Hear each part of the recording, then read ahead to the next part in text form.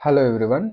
Previous వీడియోలో మనం waybill cancellation ఎట్లా చేయాలో చూసినాం. ఏది వేబిల్ జనరేట్ అయినాక ఆ వేబిల్ నెంబర్తోని లాగిన్ చేసి వేబిల్ క్యాన్సిల్ చేసినాం.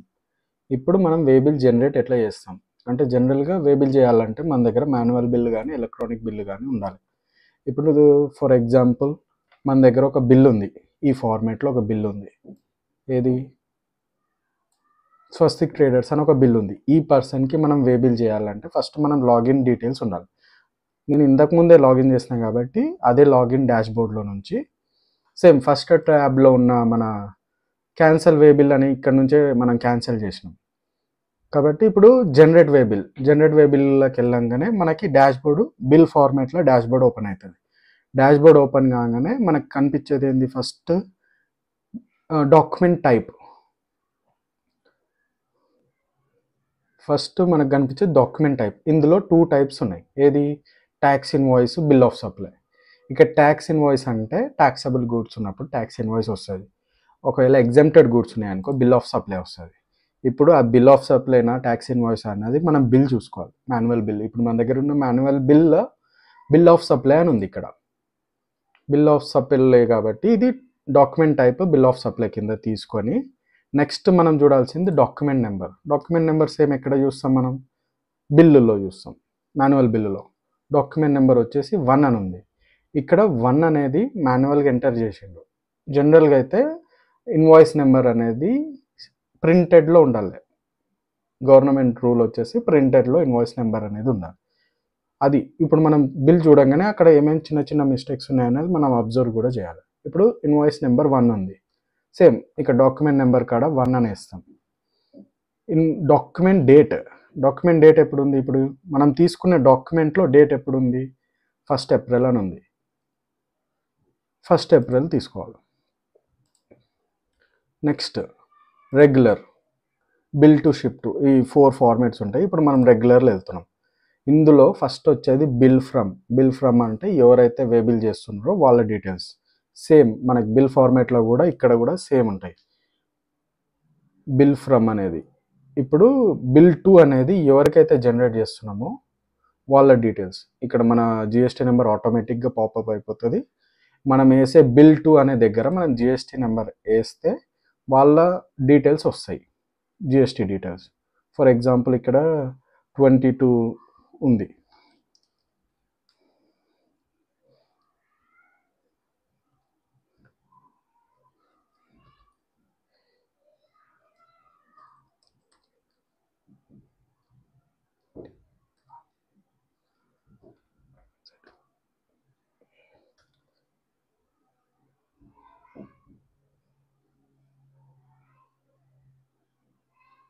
ఒకవేళ ఇక్కడ జిఎస్టీ నెంబర్ లేకపోతే యూఆర్పి పెడితే అన్రిజిస్టర్డ్ పర్సన్ అవుతాడు. 1ZDF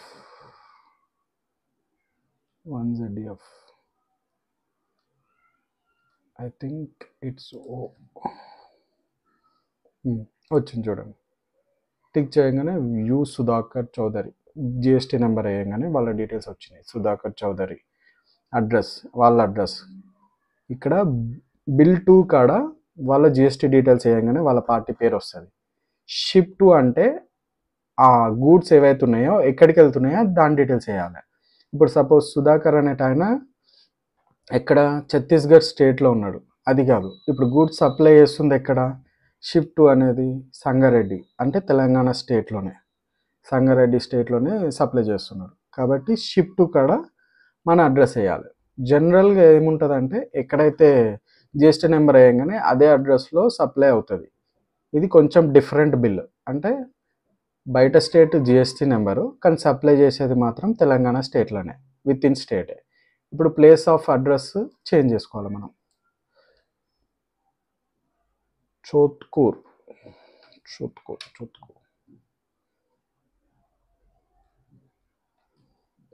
ప్లేస్ వచ్చేసి Pulkal district.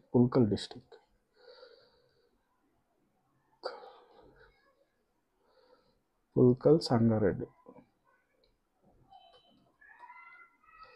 Pin code 50273. Pin code does not match with this code అంటే ఇక్కడ స్టేట్ అనేది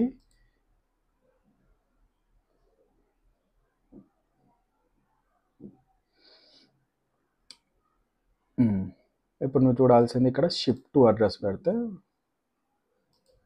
చేంజ్ అవుతుంది అనుకుంటా.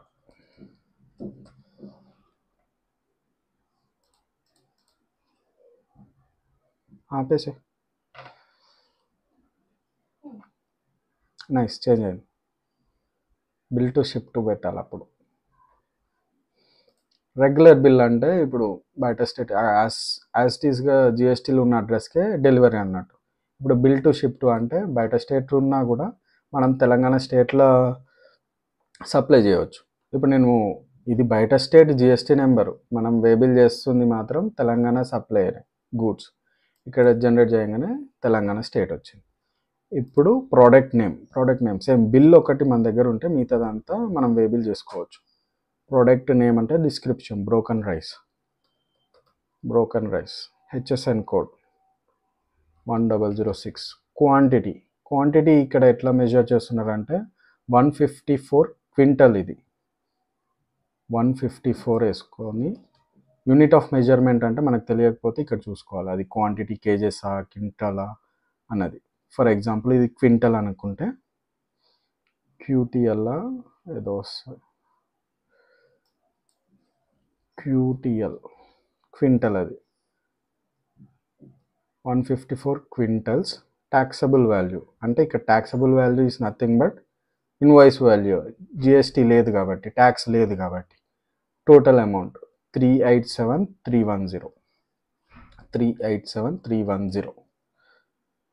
ట్యాక్స్ లేదు కాబట్టి మనం బిల్ ఆఫ్ సప్లై ఇక్కడ సెలెక్ట్ చేసినాం కాబట్టి అక్కడ ట్యాక్స్ ఎనేబుల్ కాలేదు. నార్మల్గా ట్యాక్స్ ఇన్వాయిస్ ఉంటే అక్కడ ట్యాక్స్ రేట్ ఆఫ్ ట్యాక్స్ ఎంత అన్నది స్పెసిఫై చేయాలి. ఇది bill of supply. So party details వేసేసినాం, ఐటమ్ డిస్క్రిప్షన్ వేసేసినాం. నెక్స్ట్ వేయాల్సింది పార్ట్ బి. పార్ట్ బి అంటే